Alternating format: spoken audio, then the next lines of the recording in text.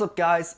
It's February 8th as of recording, which is one day before the annual Academy Awards, the Oscars, the biggest award show of the year in terms of film. So this year I'm not doing predictions about it, I'm not talking about the awards show itself or anything like that. Instead, I'm taking a different approach to it because in recent years, the Oscars, the Emmys, the Grammys, and the BAFTAs, and what's the other one? The Golden Globes, they've all kind of lost their appeal a bit. The ratings are going down for the TV broadcast, the prestige around the awards is kind of fading away, with many people starting to think that maybe the awards don't mean that much anymore.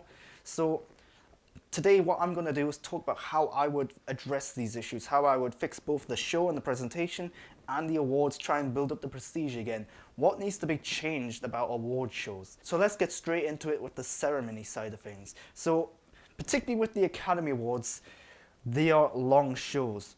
You need to get these down, I would say, to about 2 hours. Just in and out, give the awards out, get it over and done with. No one wants to be sitting around watching a 4-hour award show of people who most people in the audience don't have a clue who they are. And to do that, of course, you're going to have to make some cuts. That means certain categories, certain awards shouldn't be broadcast on TV. You've already got a technical award show that happens like a week before or something like that, maybe just a few days. So put some of the ones from the main show onto there. Again, a lot of these awards, yes, they all deserve the recognition for the hard work that they put into it, but a lot of the people viewing this show don't have a clue who any of these individuals are. All they really care about seeing are the actors and the directors and maybe even like things like the writers and cinematographers to an extent. But if you're on about like the editors and the special effects whizzes and all that lot and the costume designers and stuff, people at home don't care about these individuals.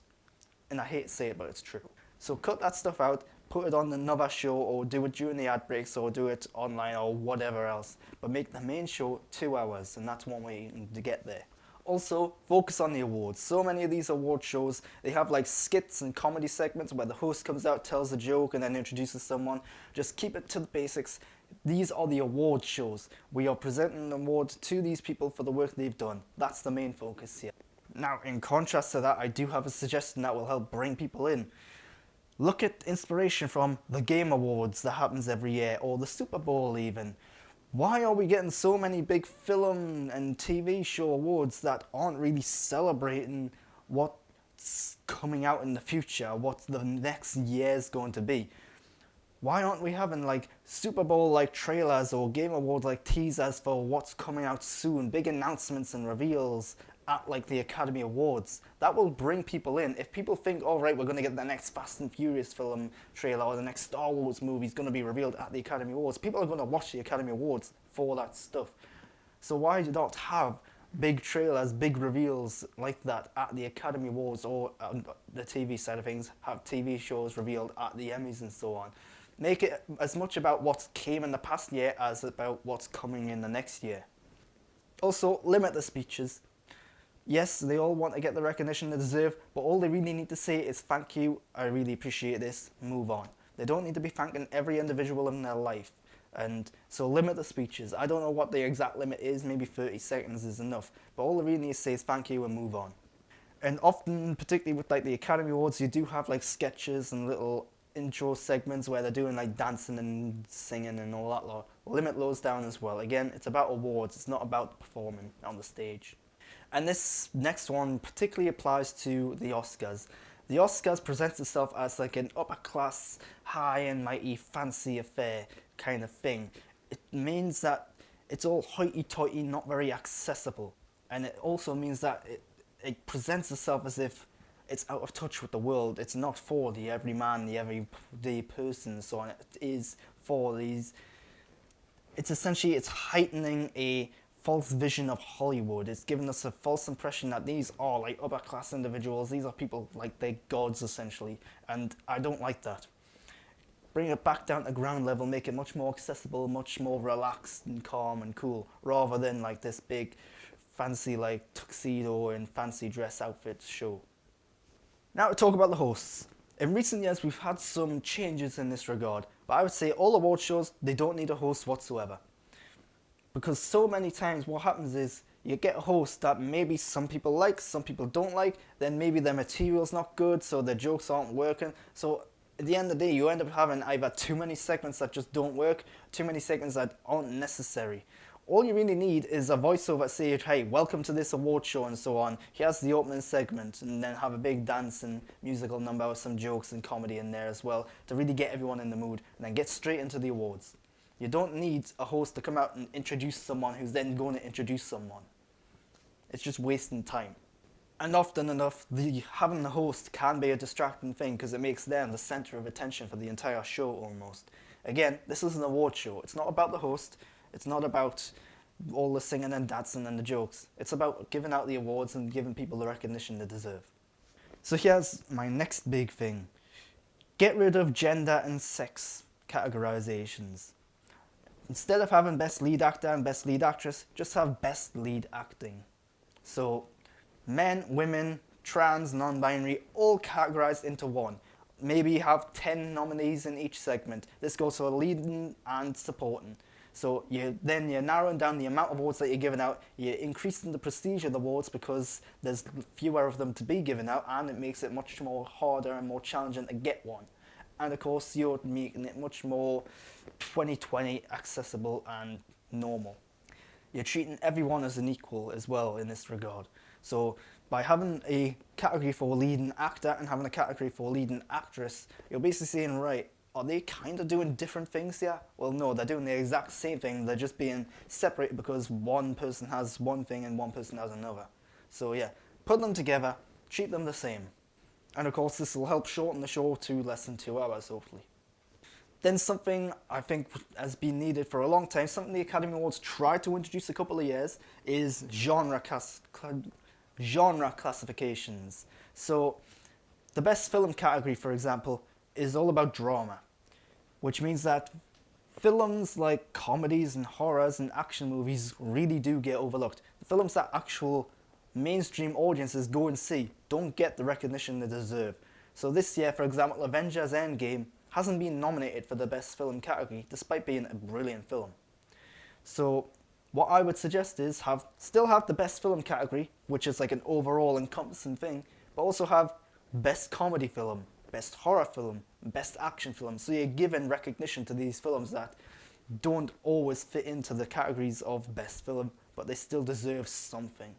And at the end of the day, these films are the ones people are going to see. So if you start acknowledging the films that people are actually seeing, people are actually enjoying, you're going to be drawing in an audience of these films.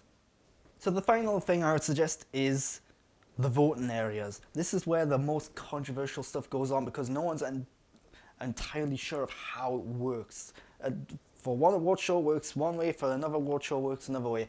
But essentially you have a big body, a group of people who vote and nominate all these films. And often these people are a little out of touch. They're not the everyday cinema-going individual. They are very much high up in the industry or whatever. They've got some sort of industry credit or recognition or whatever. And there was something a couple of years ago, I think it was now, where like half of the people who were voting and nominating for the Academy Awards hadn't made or been actively involved in the industry for a very long time. The best thing I can say about changing the way that this voting and the nominating is done is diversity.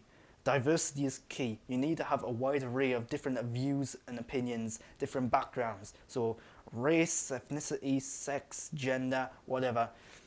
A huge array, so people from like the age of 10 up to whatever. So you've got different viewpoints all across the board. And this is something that has been a big topic of award shows in the past few years, and it's something that has been improving a little bit, but it's still not quite there. At the end of the day, the more diverse it is, the better. Because so many of these award shows have been voted and nominated from like an older individual's perspective, which is why you often get the big dramatic films getting all the attention, whereas the more mainstream action films don't get anything. So I would say you need to balance out the old views, the old-fashioned views, I would say, with the younger, more mainstream and more knowledgeable views now. And here's another big thing. You can't always tell if the people voting or nominating these films have actually seen the films. So this is one of the trickiest things to do because you can't force people to see a film. But I think they need to find some way of guaranteeing or ensuring that all the films that are up for these categories are being treated equally and have actually been seen by the people voting and nominating. And if you haven't seen the film, then that person shouldn't be able to vote. But again, this is a tricky area. How do you do that? I don't know. But there has to be some way of finding out what films have been seen, what films haven't been seen, and therefore who is eligible to actually vote for them. And here's one that applies to both the people voting and nominating as well as the audience viewing at home. Make it very clear what was and wasn't eligible. So, for example, the Emmy Awards. Emmy Awards usually happen in like September, but the actual cut-off date for the Emmys is in June, which means everything from June to September has to wait until the next year to be nominated because it missed the cut-off date. So I would say they need to make it very clear what is or isn't eligible, what is actually being considered for this particular award show. When was the cut-off date? What is counted, what isn't counted, and why that is. That way, so for example, a lot of the Netflix shows from the past few years have debuted after June, but then have to be considered the year later. So Orange is the New Black, for example. The first season was up for nominations for Best Comedy categories at the Emmy Awards after the second season had aired, because it came out in June after the cut-off date. It was really confusing. So no one was quite sure what exactly was being considered. Was it the second season that was being nominated? Was it the first? It turns out it was the first. But that wasn't made clear until the actual award show happened. At least not to viewers anyway. So yeah, those are my suggestions for how you would improve or change award shows. There are some problems surrounding them. And who knows, the Academy Awards is tomorrow. Maybe one film's going to win that you don't expect to win. How was that film nominated? How was this film nominated? Was it a concise, condensed show? Because I think it's meant to go about 4 hours long, which is a really long time for an award show. So there are some issues, there are some easy things they can fix and change. Maybe my suggestions aren't the best, maybe there are some other things out there. Let me know in the comments and feedback down below. Of course, go over to Twitter and Instagram as well, follow me at @the_Grant Burton and subscribe to my channel if you want more content like this. I hope you've liked this video, and until next time, thanks for watching.